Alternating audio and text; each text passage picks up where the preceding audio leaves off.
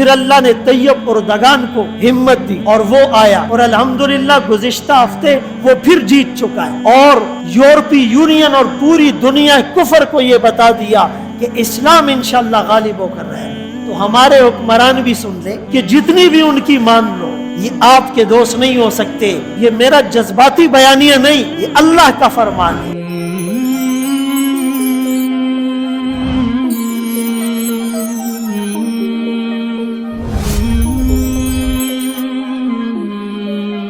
فقط جو عالمی استعمار ہیں، جو مغربی طاقتیں ہیں، ان کے لیے سب سے بڑی رکاوٹ مدارس ہیں، یہ وہ خود کہتے ہیں۔ ترکی میں سلطنت عثمانیہ کا جب سقوط ہوا، ترک نیشنلزم اور عرب نیشنلزم کو کھڑا کیا۔ ترکیوں کو کہا کہ یہ عرب تم پر بوجھ ہے، اور عربوں کو کہا کہ ترک والے عربی اور قریشی نہیں، خلافت کا حق ان کو حاصل نہیں، یہ تمہارے اوپر حکمران بنے ہوئے۔ اور ترکی کے نیشنلزم قوتوں کو کہا کہ بھائی یہ تمہارے اوپر اسلام کو زبردستی تھوپا گیا ہے، تمہاری آزادی کو سلب کیا گیا ہے۔ تحریکیں اٹھی اور سلطنت عثمانیہ کا زوال ہو گیا۔ اس کے بعد کیا ہوا؟ وہاں پہلے فقہ حنفی کا قانون رائج تھا، مجلۃ الاحکام العدلیہ وہاں کا قانون تھا، اس کو ختم کیا، اٹلی کا قانون ڈال دیا۔ وہاں کی زبان عربی تھی، اس کو ختم کر دیا۔ وہاں کا رسم الخط عربی تھا، اس کو رومن میں تبدیل کر دیا۔ عربی میں قرآن کی تلاوت پر پابندی ہو گئی، آذان پر پابندی ہو گئی، مدارس کو بند کر دیا گیا، خانقاہوں کو تالا لگا دیا گیا، داڑھی اور عمامے کو گناہ قرار دے دیا گیا، عورت پردہ نہیں کر سکتی۔ ایک رکن پارلیمنٹ کو اس جرم میں کہ تم پارلیمنٹ میں برقع پہن کر حجاب اوڑھ کر آئی ہو، پارلیمنٹ سے بھی اس کو نکال دیا، اس کی شریعت بھی منسوخ کر دی۔ عدنان مندرس کو 1960 میں پھانسی کیوں ہوئی؟ کہ اس نے کہا اذان کی اجازت دے دو اور قرآن کی تلاوت الاؤ کر دو۔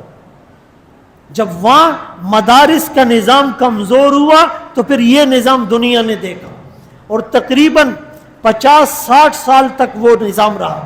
پھر اللہ نے طیب اردگان کو ہمت دی اور وہ آیا، اور الحمدللہ گزشتہ ہفتے وہ پھر جیت چکا ہے، اور یورپی یونین اور پوری دنیا کفر کو یہ بتا دیا کہ اسلام انشاءاللہ غالب ہو کر رہے ہیں۔ تو بہرحال اتنا سب کچھ ترکی میں ہوا، لیکن 2001 میں ترکی نے کہا ہمیں یورپی یونین کا رکن بنا دو۔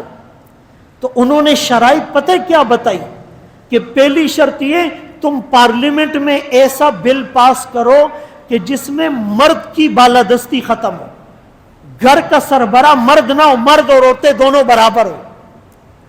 دوسری شق یہ تھی کہ یہ جو عورت ہوتی ہے تو اس عورت کو مرد کے تمام اثاثوں میں بھی مشترکہ حصہ دیا جائے،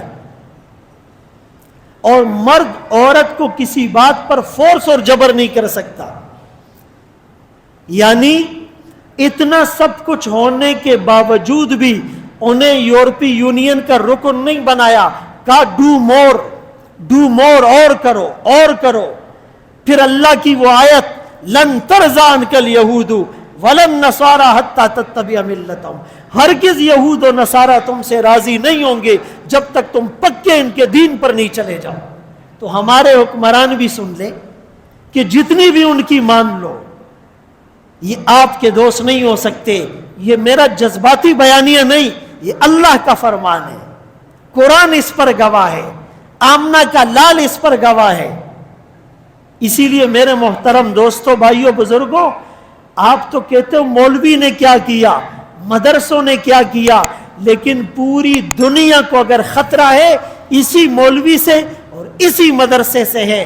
اس کا مطلب کہ مولوی اور مدرسہ اپنی بنیادوں پر کھڑا ہے۔